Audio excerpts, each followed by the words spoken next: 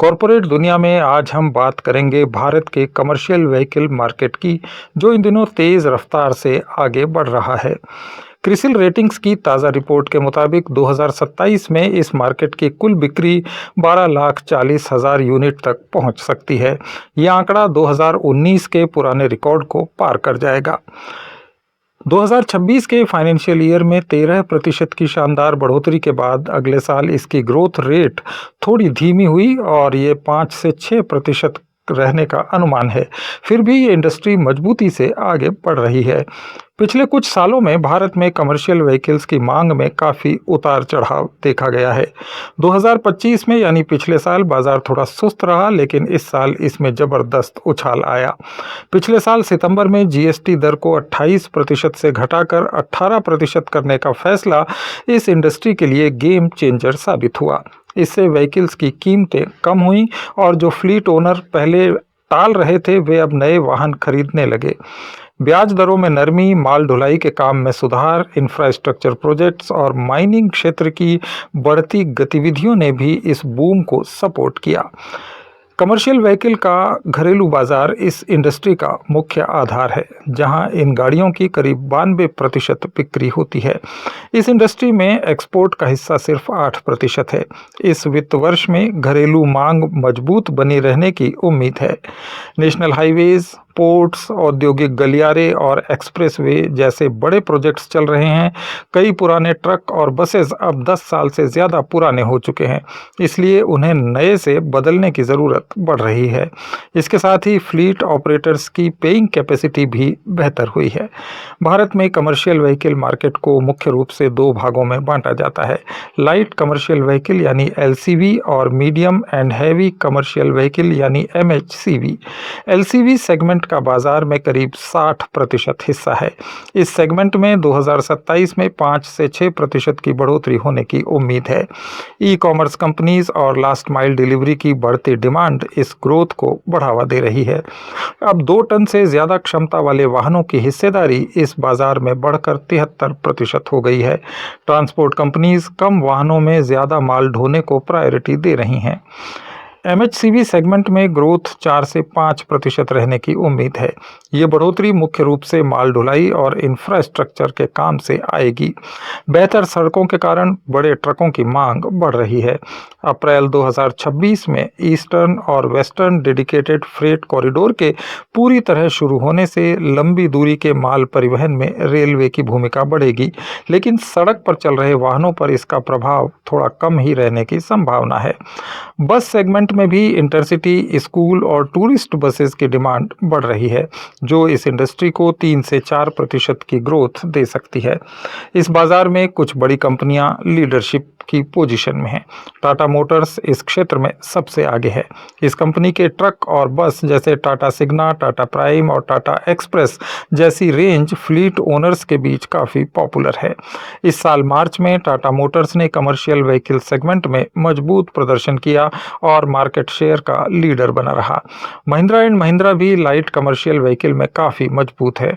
Mahindra Bolero pickup, Mahindra Supro और कई और मॉडल लास्ट माइल डिलीवरी और छोटे बिजनेस के लिए पसंद किए जाते हैं। इस कंपनी ने भी हाल के महीनों में अच्छी ग्रोथ दिखाई है। अशोक लीलैंड हैवी ट्रक और बसेस में अपनी मजबूत पकड़ रखता है। कंपनी के हॉर्निक, डोमिनेंट और लियोनार्डो जैसे मॉडल लंबी दूरी के ट्रांसपोर्ट और पब्लिक ट्रांसपोर्ट में खासे पॉपुलर हैं। वी कमर्शियल व्हीकल्स आयशर भी अच्छा प्रदर्शन कर रही है, खासकर मीडियम ड्यूटी ट्रक्स में। मारुति सुजुकी भी कुछ छोटे कमर्शियल व्हीकल सेगमेंट बना रही है, जबकि फोर्स मोटर्स और भारत बेंज जैसे ब्रांड्स भी इस बाजार में अपनी अच्छी जगह बना चुके हैं। इन ब्रांड्स के बीच काफ़ी कड़ा कंपटीशन है, जो ग्राहकों को बेहतर फीचर्स, माइलेज और कम मेंटेनेंस वाले वाहन उपलब्ध करा रही हैं। निर्यात की बात करें तो 2027 में ये ग्रोथ 2 से 4% तक रहने का अनुमान है, जबकि इस साल ये थोड़ी तेज़ है। वेस्ट एशिया में चल रहे संकट से शिपिंग प्रभावित हुई है, जो भारत के कुल व्हीकल एक्सपोर्ट का करीब 1/4 हिस्सा प्रभावित कर रही है। इसके बावजूद टाटा मोटर्स मोटर्स, अशोक लीलैंड और महिंद्रा जैसे ब्रांड्स अफ्रीका, लैटिन अमेरिका और दूसरे बाजारों में अपने अवसर तलाश रहे हैं।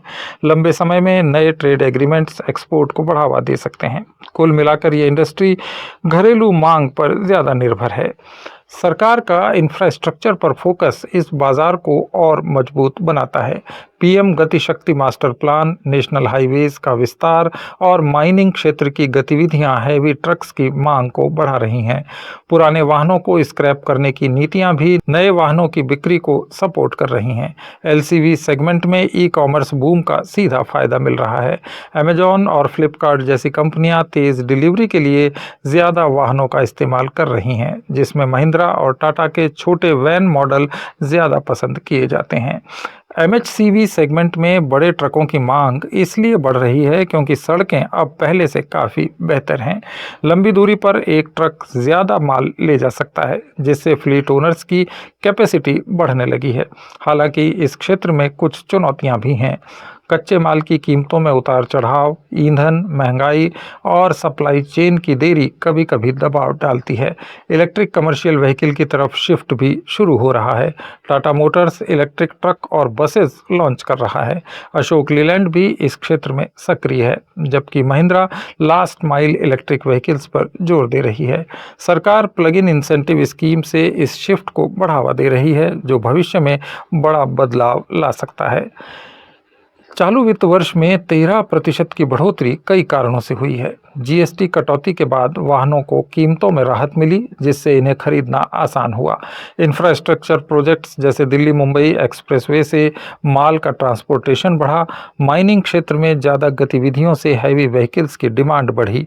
टाटा मोटर्स, महिंद्रा और अशोक लीलैंड जैसी कंपनियों ने नए मॉडल लॉन्च किए जो ज़्यादा माइलेज और कम मेंटेनेंस वाले हैं।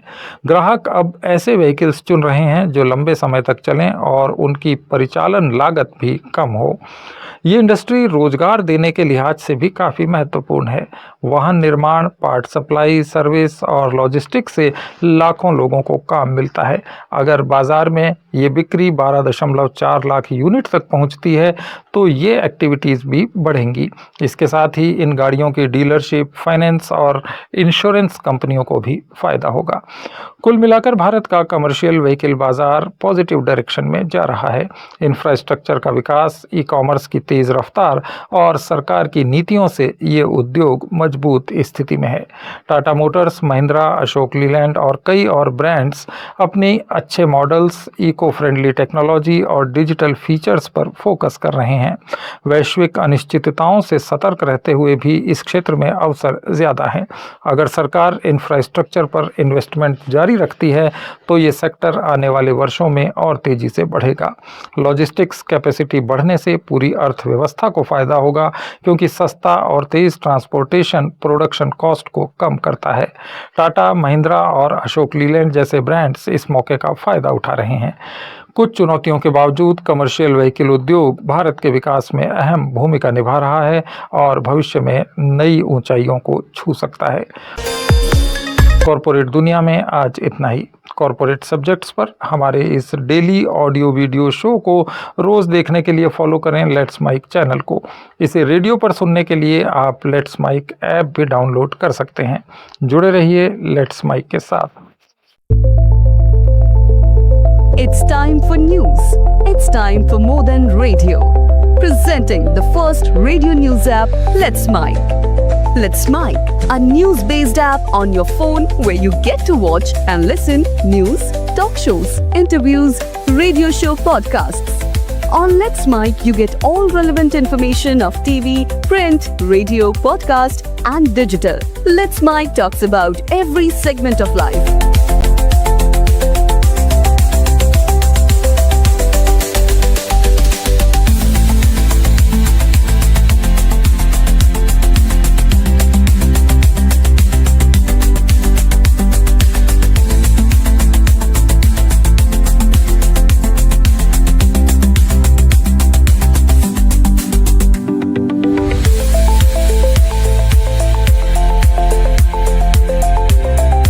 Download the app now from Play Store. Available both on Android and iOS mobile phones. Follow us on YouTube, Instagram, Twitter, LinkedIn, Facebook, Telegram, WhatsApp, Snapchat. Let's talk, let's connect, and let's smile.